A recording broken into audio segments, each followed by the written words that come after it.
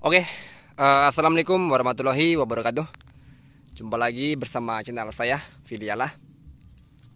Jadi seperti biasa, saya buat video ini atas dasar permintaan dari kolom komentar ya.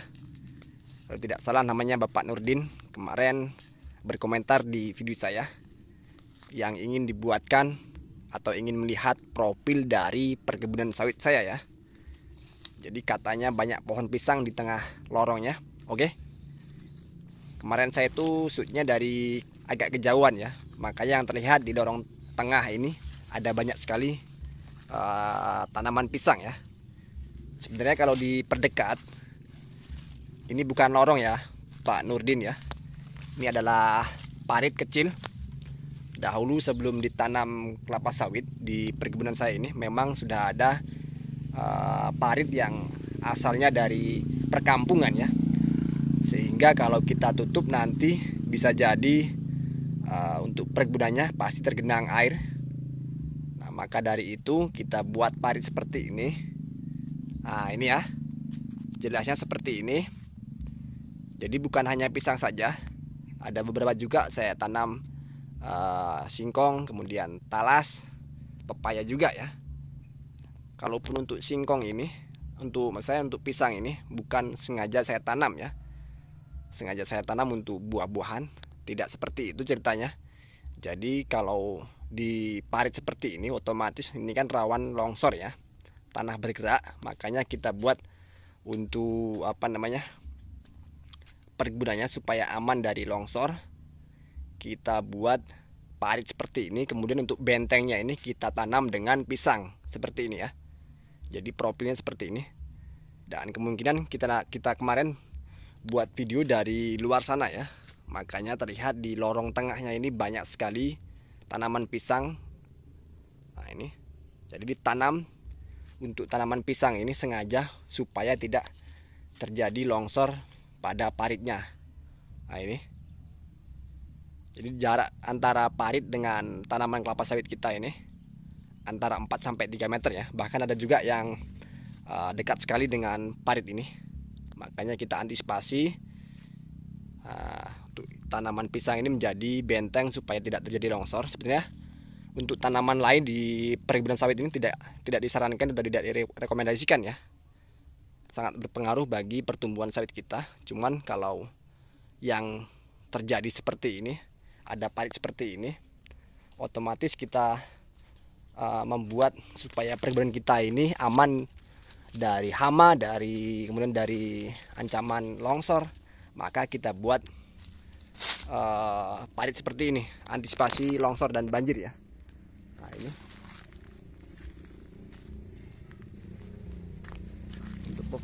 jadi nanti saya takut juga ini ya, untuk video saya kali ini saya hanya memperlihatkan profil perkebunan saya yang ada paritnya dan tanaman lain ya selain sawit.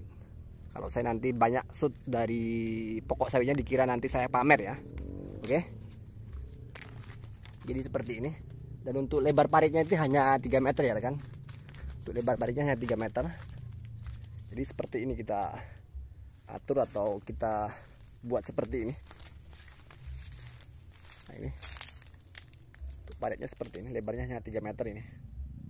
Dan ini langsung mengarah ke permukiman atau kampung ya. Jadi tidak bisa kita tutup. Kalau kita tutup nanti takutnya malah menjadi langganan banjir untuk perkebunan kita ya. Nah ini pisangnya seperti ini ya.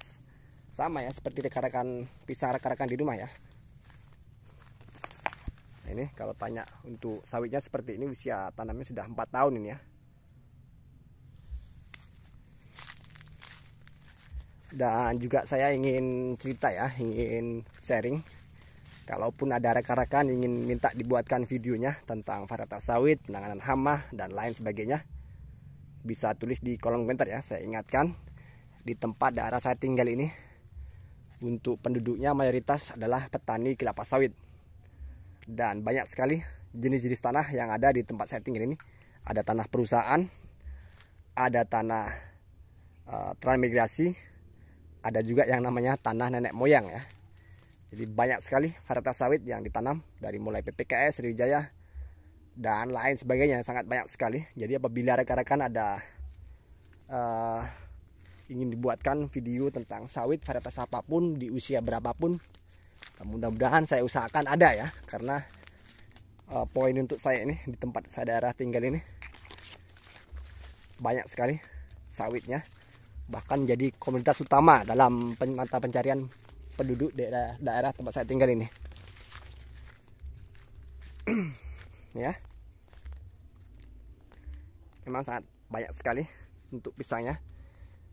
Dan bagi rekan-rekan, jika di perkebunannya ingin juga tanam sesuatu tanaman atau hanya sekedar buah, tidak masalah ya. Dari mulai pisang ataupun pepaya, 1-2 itu tidak masalah. Yang penting jangan sampai full di perkebunannya. Kalau hanya untuk buah, untuk kesemangatan kita di kebun, biasanya kita ada obatnya ya. Kalau kita tanam pisang beberapa pokok, nanti kalau sudah masak, sudah matang, itu bisa menjadi obat tambah lengkap ya, kita santai di kebun. Seperti itu. Nah ini tuh perkebunan seperti ini, profil perkebunan saya. Sama ya seperti tempat rekan-rekan, ada buahnya, ada pohonnya. Nah ini sama aja untuk performanya. Kalau lagi banyak buah ya banyak buah, kalau memang lagi kurang ya kurang. Jadi yang namanya tumbuhan ini tidak selalu ada banyak untuk performa buahnya. Jadi ada kalanya, ada turunnya, ada banyaknya. Jadi kita nikmati saja sambil optimis untuk performanya, untuk buahnya bisa selalu ada ya. Itu yang utamanya. Kalau banyak itu nanti kalau kita pengaturan pupuknya ataupun semangatannya kita ini tambah, mudah-mudahan untuk performa buahnya juga akan menyusul ya. Oke, cukup sampai di sini video yang bisa saya berikan. Saya ucapkan mohon maaf apabila dalam sharing saya ini ada banyak sekali kekurangan.